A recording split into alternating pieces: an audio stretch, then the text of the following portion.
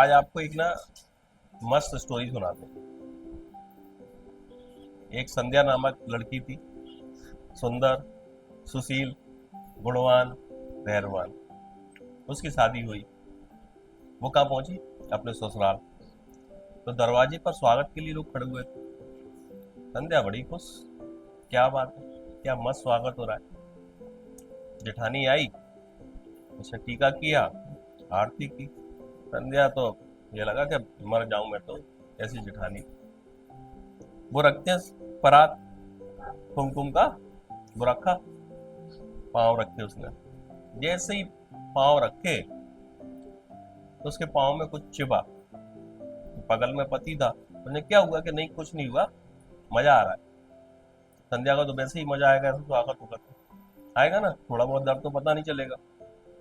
उसने और पाँव रखा तो और दर्द लगा, उसकी चीख निकली।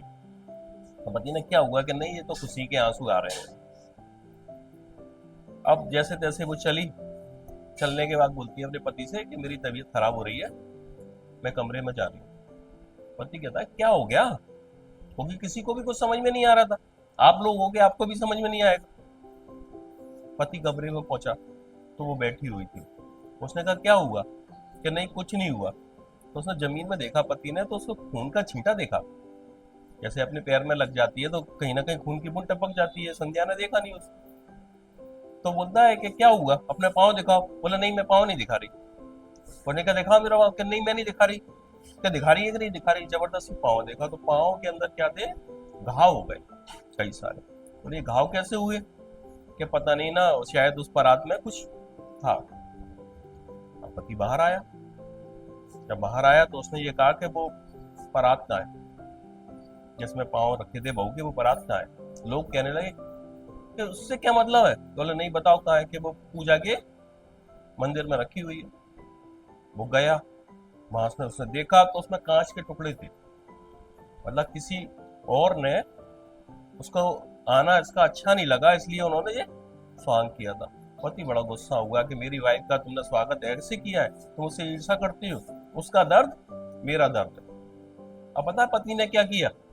वो परात तो लाया ही था, उसने उसमें अपने पाँव डाल दिए।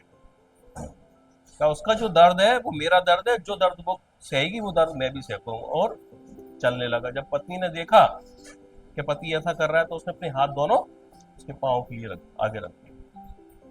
अब सोच के देखो, इन पति पत्नी की बॉन्डिंग अब क्या होने वाली है। संध्या के मन में अपने पति के लिए और पति के मन में इसके लिए क्या भाव आने वाला है? अच्छा भाव आने वाला है, एकता भाव आने वाला है। अब क्या हुआ, समय बीता। कुछ दिन बाद क्या हुआ, इसके हस्बैंड ने फोन किया। तो फोन इसने उठाया नहीं, क्योंकि ये बर्तन मांज रही थी। फोन उठाया कौन ने? इसकी सास ने। क्यों बेटा, क्या बात है? कि नहीं, बहू से पूछ लो, मैं यहाँ आया हुआ हूँ, उसके लिए बिरयानी ले आऊं क्या? क्योंकि उसे पता था संध्या को बिरयानी बहुत पसंद है। लेकिन सास अलग टाइप की थी। बोली बहू ने तो खाना खा लिया। क्या बोली?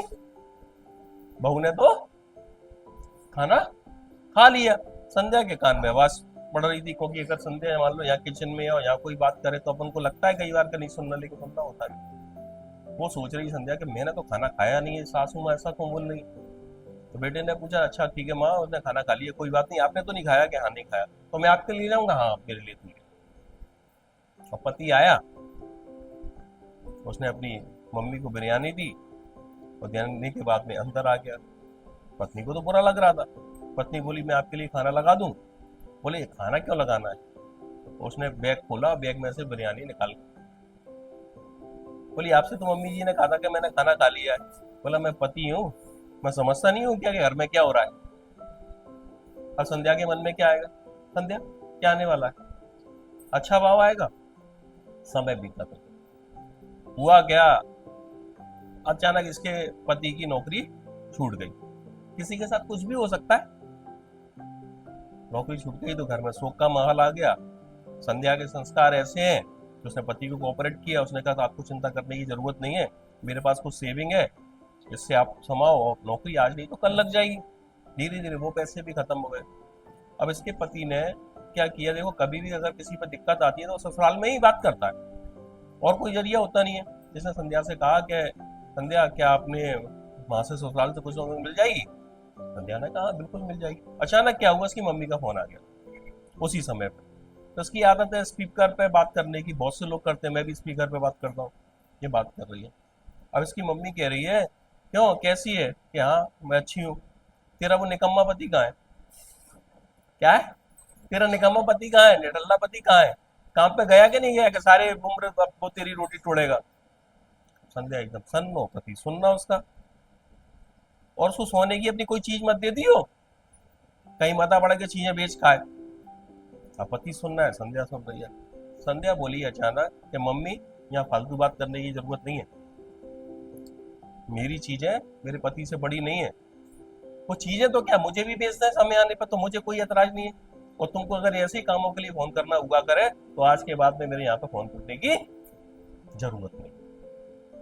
माँ एकदम सन, और सोच के देखो पति के दिमाग पे क्या आया होगा। अब क्या हुआ, समय आया गया हो गया। संध्या के भाई की यानी कि संदीप की शादी है, का कार्ड छप गया, नौता आया। संध्या अपनी माँ से कह रही है मैं नहीं आऊंगी आपके घर, जिस घर में मेरे पति का सम्मान नहीं उस घर में मैं कभी नहीं जाऊंगी। तो संदीप को पता चला, तो संदीप ने खूब अपनी मम्मी की क्लास लगाई। अब अपनी जिया जी को फोन कर रहा है कि जिया जी मम्मी की गलती है, मेरी तो कोई गलती नहीं है, मेरा शादी का बैंड क्यों बजा रहे हो? तो कहता ठीक है कोई बात नहीं, मैं तेरी दीदी को मना लूंगा। अब वो संध्या से कह रहा है कि संध्या शादी में चल, लेकिन संध्या जाने को तैयार नहीं है कि जब तक मम्मी माफी नहीं मांगेंगी, जब तक सॉरी नहीं बोलेंगी, तब तक मैं। और संध्या का हस्बैंड कह रहा है कि देख बड़े बूढ़े हैं, मुझे उसके कहने का कोई बुरा नहीं लगा, अगर तू भी गलत कहती तो मुझे बुरा लगता, तूने सपोर्ट किया तो उनका दिया हुआ जख्म मेरे लिए कोई वैल्यू नहीं रखता। और आज अपन नहीं जाएंगे तो आसपास के लोग, समाज के लोग क्या कहेंगे? घर में क्या हुआ ये तो अपन जानते हैं ना, बाहर के लोग तो नहीं जानते। संध्या को कन्विंस कर लिया, संध्या शादी में गई, सास ने माफी मांगी, दामाद का खूब स्वागत हुआ। कहने का भाव ये, अगर इस तरीके हस्बैंड वाइफ हैं तो उनके रिलेशन को कोई भी ब्रेक कर सकता है क्या? पंडित के गुण मिलाने से, ग्रह मिलाने से, गण मिलाने से कुछ नहीं होता, लेकिन सोच मिलाने से बहुत कुछ होता है। लेकिन वर्तमान में संबंध इसलिए खराब हो रहे हैं कि माँ का इंटरफियर ससुराल में बहुत है। लड़की का अगर जीवन खराब होता है तो वो माँ की वजह से ही होता है। तो माँ को बातें नहीं करना चाहिए। शादी हो गई, कन्यादान हो गया, वो जाने उसका काम जाने, उनको स्वतंत्र छोड़ दो। दुख सुख में आप मदद कर सकते हो तो आप करो, लेकिन फूट डालने की आपको जरूरत नहीं। Thank you.